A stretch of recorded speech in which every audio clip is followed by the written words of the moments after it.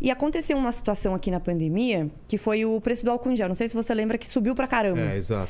E aí, qual que era a solução que o pessoal queria? Que congelasse o preço, porque era um momento delicado, um momento difícil. Poxa, que absurdo, os preços estão subindo. E tinha gente se aproveitando mesmo, né? Comprando coisa pra caramba. Sempre existe, só que aquela coisa, o mercado ele se regula quando existe de fato um mercado livre. Quando não é um mercado livre, quando não existe isso, quando tem oligopólios, aí é uma outra situação. Mas quando existe um mercado, pelo menos relativamente livre, o maior possível, o mais possível, você consegue fazer essa autorregulação. E isso aconteceu com o álcool gel aqui. Então, houve uma subida grande da demanda, muito rápido por causa da pandemia. Certo. O preço subiu, porque tem menos gente produzindo, muita procura.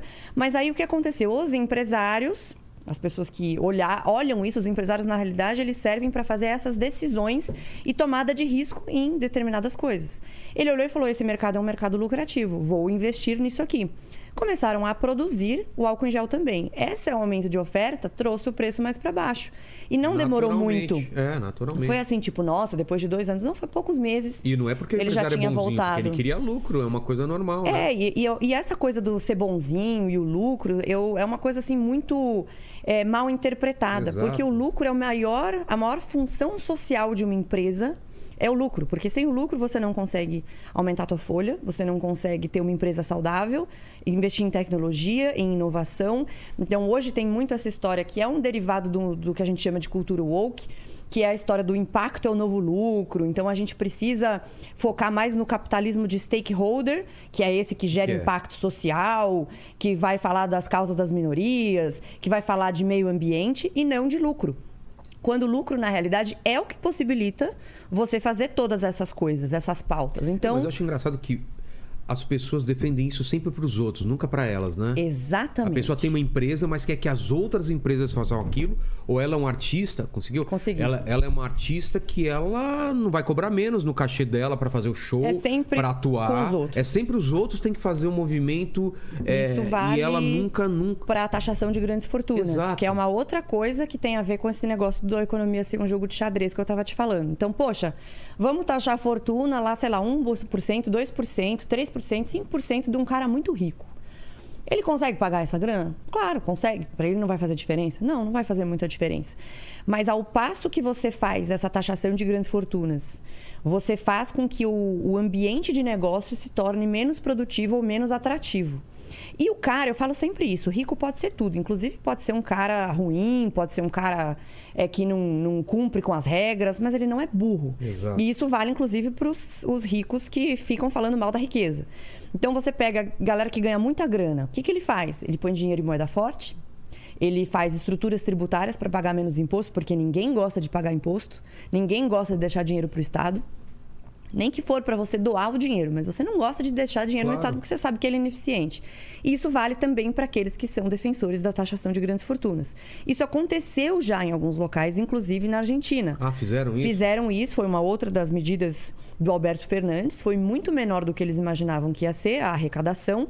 Só que aí o que acontece? Se arrecadou uma vez aquela grana. No ano seguinte, diminuiu aquela margem, aquele número de pessoas dispostas a dar essa arrecadação para o governo. Então, ele move a empresa dele para outro local, ele move a sua residência fiscal, porque é muito simples para o cara que tem dinheiro fazer. E muita gente foi para o Uruguai, que é um país que está mais friendly para essa geração de riquezas. Então, não adianta você cobrar uma vez e daí no ano que vem você vai cobrar do quê? Se não tem ou diminuiu muito essa base de arrecadação. A única coisa que pode gerar riqueza, que é o que pode acabar com a pobreza, pode exterminar a pobreza, é liberdade econômica. Então, você deixa a pessoa livre, ela vai ter ideias, ela vai pensar em como melhorar a vida das pessoas, porque o empresário é isso. Ele pensa como ele vai fazer mais fácil a vida das pessoas, que aí elas têm um objetivo de comprar aquilo.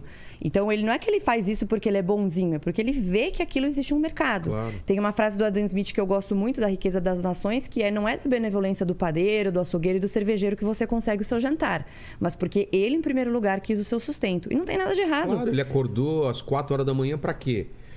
Somente para te dar o pãozinho? Não, é porque ele vive disso, né? Ele precisa disso para pagar suas contas. Exato.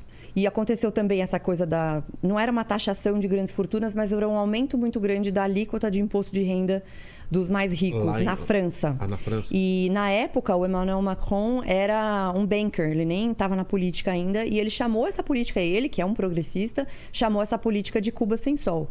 Na época era o François Hollande o presidente, eles levaram a alíquota máxima até 75%. Então imagina você ter 75% de alíquota sobre o que você ganha. E aí aconteceu um movimento que é meio óbvio que iria acontecer, que é os ricos começaram a mudar a sua residência fiscal. Claro. O Gerard Depardieu mudou a residência fiscal dele para a Rússia, que é uma super ironia, né?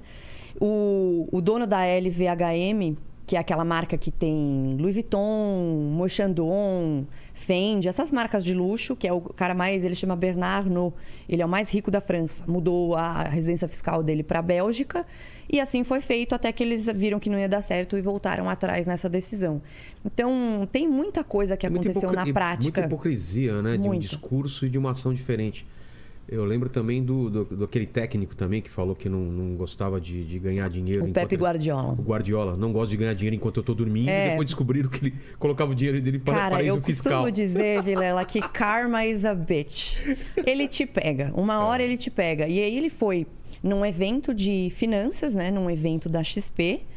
E eu até falei pro pessoal lá, falei, caramba, o cara, quando ele vai falar de liderança, ele é pica. Pô, ele é um dos maiores, acho que ele é o cara que mais bem pago no mundo, né? É do Manchester, se não me engano. Eu não acompanho muito futebol, não sei. Mas eu sei que ele... pra gente onde ele tá agora. Eu sei que ele é pica, assim, no futebol. Então, pra falar de liderança, o cara é muito bom.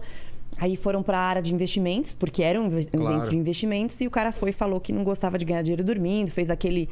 Tem muita sinalização da virtude hoje em dia, né? Eu vou falar sobre desigualdade aqui porque eu quero parecer ser bonzinho.